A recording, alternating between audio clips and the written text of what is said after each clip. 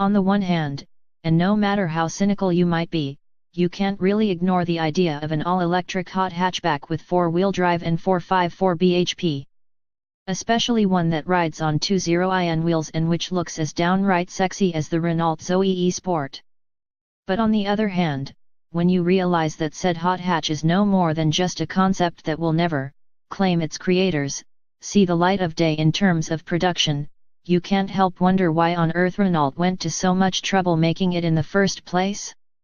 Answer: because Renault has a rich history of making mad but rather wondrous concept cars that aren't ever destined for production, and the deliciously pumped Zoe E Sport is merely the most recent of these to happen along. Tech highlights: technically, if not visually, the E-Sport provides a glimpse into the future regards what might be possible in a hot hatch in, say, 6 or 7 years' time. Its twin electric motors, one that powers the front axle, one that powers the back, and 450 kg lithium-ion battery pack are both technologies developed directly from Renault's highly successful Formula E campaign. The way the batteries and electric motors are cooled is almost identical to the racing car, for instance, and the battery pack itself is located in the floor at the back, again in much the same way as it is in the Formula E car. Even the chassis is a bespoke aluminium frame that is pure racing car, and bears zero similarity to what you'd find in a regular front-wheel drive Zoe, including a rear axle and racing diff at the back to match those at the front. Engine, transmission, 0 to 60 miles per hour time. The combined output from the E-Sport's twin electric motors is a claimed 454 bhp with 472 pounds-foot, available pretty much from the moment you so much as sneeze on the accelerator. As a result, its performance figures are predictably comical. As in 0 to 60 miles per hour in 3.2 sec and 0 to 130 miles per hour, the car's top speed, in 10 seconds flat. Not bad for a hot hatch that weighs 1,400 kg with a 450 kg battery pack and a 75 kg driver on board. The transmission provides direct drive to all 4 wheels, so there is effectively just one gear. The front axle can be separated from the rear at the press of a button beneath the dash to make the E-Sport front-wheel drive, but with only half the overall power and torque. What's it like to drive? Very different compared with a conventional hot hatch and, in most ways, very exciting indeed. The E-Sport's chassis is pure competition car in both its design and setup. It was developed for Renault by Torque Engineering, who have adapted what is essentially an ice racing chassis to make it suitable to drive on a dry track, although understandably the E-Sport doesn't much take to a wet track.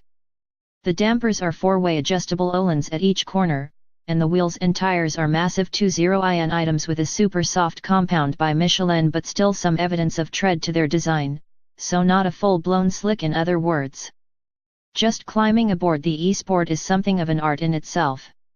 The high-sided race seat is not the easiest to squeeze into, but once you're ensconced the whole thing fits, just so, even though there are 3 big blue buttons on the console that look highly intimidating, plus a dashboard that's festooned with yet more buttons and lights. The only ones that really matter, say the engineers, are those that indicate how much charge there is left for each motor, and whether you've selected forwards, reverse or neutral. Oh yes, and the big blue button in the middle of the dash that shows whether you've selected high voltage or not. You can tell if you have because there's an almighty series of whooshes and whirs when high voltage is deployed, at which point the E-Sport properly comes to life. The electric steering is power assisted but still surprisingly heavy as I move away, out onto the private French test track that Renault has invited us to for the day. The ride is instantly racing car in that it is very, very stiff, too stiff, I'd say, even for circuit use. But it's the noise that emanates not just from the electric motors and their cooling fans but also the rear diff and the tires that dominates to begin with. For a pure EV, the E-Sport makes a right old racket on the move, even at 30 miles per hour, and when the camera car peels away after a couple of slow laps and I put my foot down properly for the first time, the noise levels go utterly berserk inside. To a point where not only does the E-Sport feel quite a lot like a jumbo jet just before it takes off, it also sounds like one inside as well. The combined effects are weirdly, compulsively dramatic, and very quickly I start to get unusually carried away in the car, and have a huge oversteer slide across a curb in it halfway round my first lap that nearly ends my day in tears, before it's properly begun. You soon learn, however, that a 450 kg battery pack mounted at the rear equals monster lift-off oversteer, pretty much everywhere seemingly, and of the kind that isn't especially easy to catch in a car with such a short wheelbase, even if there is four-wheel drive. But what I also discover about the e-sport after I calm down in it a bit is that there is traction and absolutely massive acceleration, the like of which no hot hatch has ever had before. The hit of torque that arrives when you press the throttle is A, enormous, but also B, instant.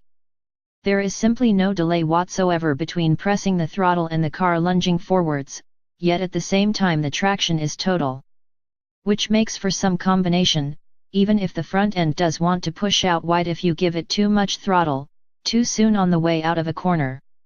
I had hoped that the e-sport might power oversteer, what with its mechanical rear diff and 50% of its energy being deployed via the back axle.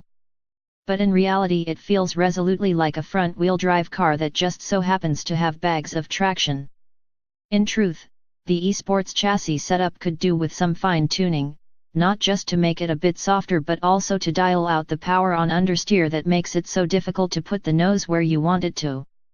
But hey, this is but a mere concept car, remember, one whose primary role is to wow the punters on motor show stands. So the fact that its handling is a bit on the spiky side, and its ride is pretty much non-existent, means not a great deal in the overall scheme. Because ultimately the Zoe e-sport is all about demonstrating what's possible from an electric hot hatch in the future, and it does so in some style. Price and rivals: there is no price for the e-sport because it's a one-off concept car. It therefore has few if any real rivals either.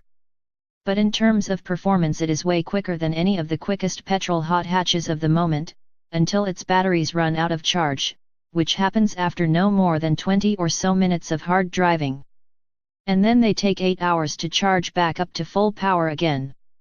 Thereby lies the problem with cars such as the Zoe e-sport, and until such issues are fully put to bed they will remain little more than an intriguing folly, for the time being.